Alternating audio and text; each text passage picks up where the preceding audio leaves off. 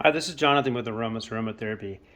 I just received a new package and I thought this is a great chance to go ahead and go through the troubleshooting process that I do when I first receive a product back from a customer who says, I've tried everything I can do. I'm not sure what's wrong with the unit.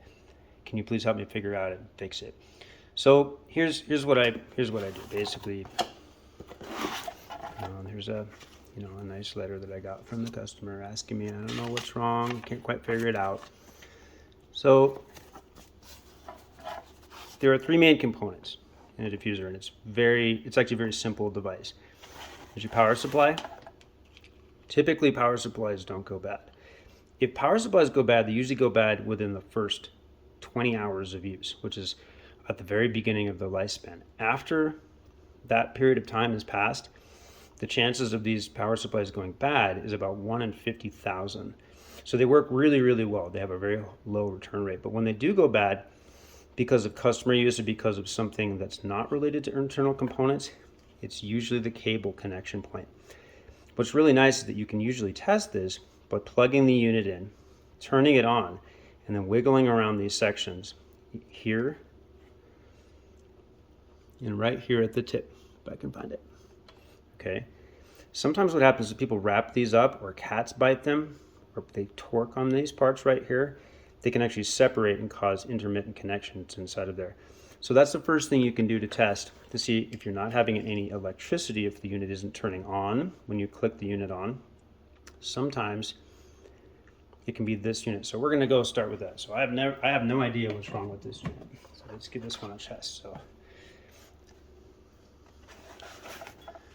we're going to put that in there like that. Okay, we got noise. That's good. So now I know that, at least I know that the motor inside is working, and I know for sure now that the power supply is not an issue. Even when I wiggle it around, it's still just fine. It stays on. Now, being somebody who's heard lots of these, I already know that this sound is a little weird.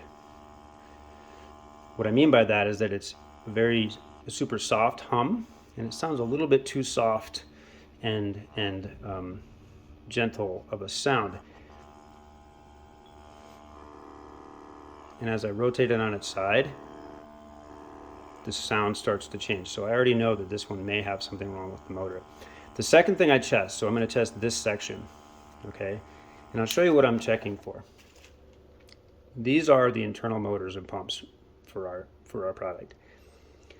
This is the motor, this is the pump. Motors live on their own internally. The pump has its own life as well.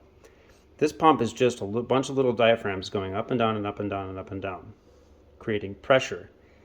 If there's anything wrong with that diaphragm, which is located right here, where they, for example, get holes from oil exposure or just end-of-life use, what can happen is those diaphragms will be moving up and down, but since there's a hole in it, none of the air is so there's no pressure being made. Even if you hear it going still, this motor might be going just fine, but this pump portion may be bad.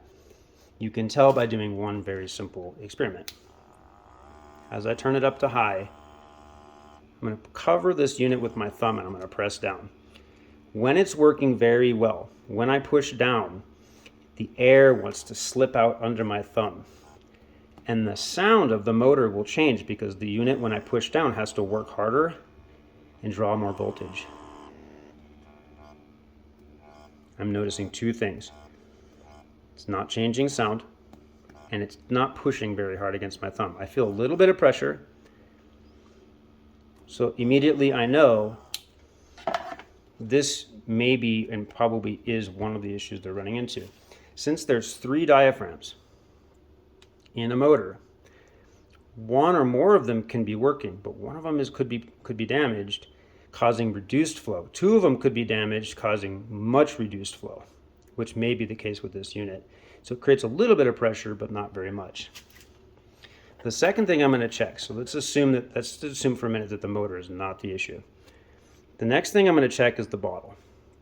Now, this bottle, as we can see, it's kind of hard to tell if there's anything wrong with it without using my phone to look real closely, because if I don't have great eyes, it's going to be real hard for me to see if there's a little speck of something in that straight side. This is the only other functional portion of the unit that can have an issue. And those issues are caused by impurities in the oil that can either get in there when we leave the cap off. It can be in the essential oil. Oftentimes, low priced and low quality oil suppliers don't filter their oil, leaving in chunks, crystals, hairs, pieces of the metal container that it was shipped in when they were first filling the bottles. I can't really tell what's wrong with this unless I take a closer look. I'm going to show you how to do that. Here's how I'm going to do this.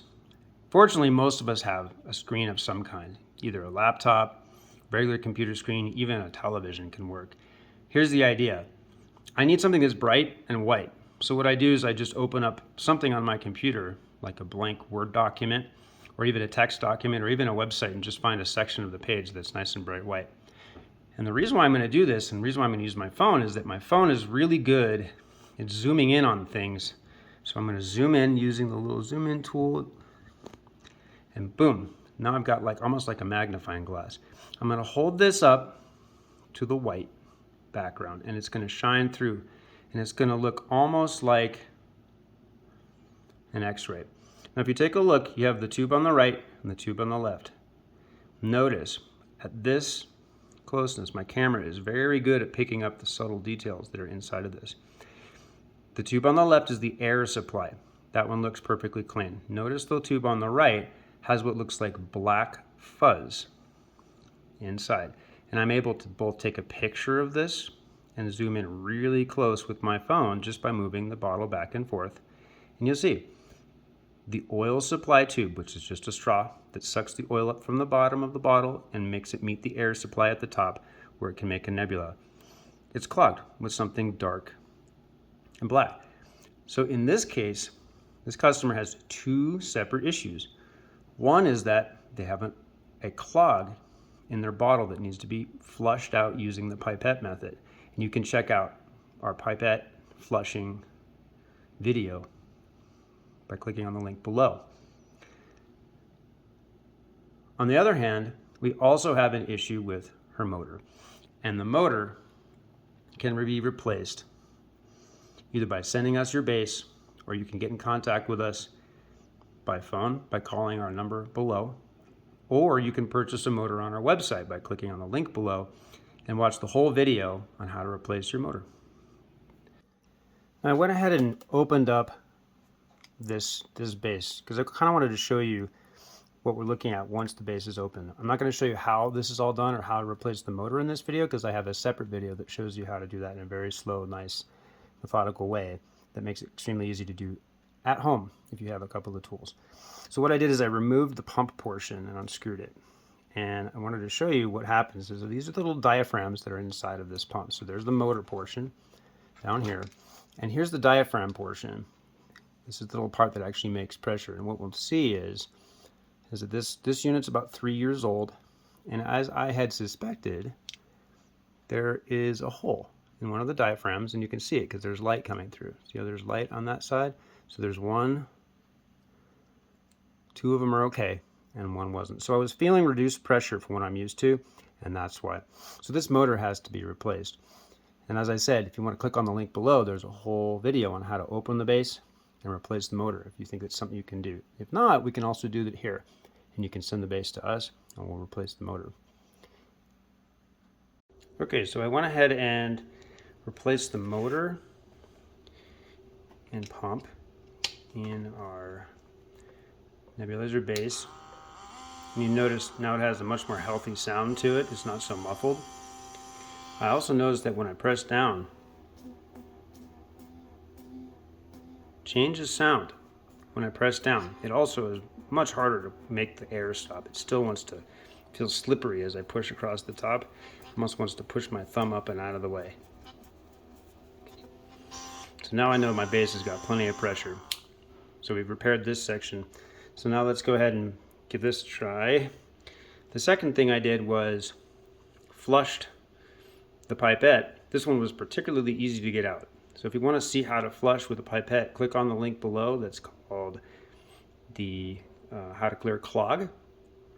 And this one took exactly one flush. Just a little bit of alcohol, take the pipette from the top, totally out, just one push, and this bottle was suddenly clear and in much better case. I also rinsed out all of that alcohol to make sure that there's no remaining clog just stuck in the liquid at the bottom. So I'm going to push this in there, make sure I don't twist in one direction when I put it on.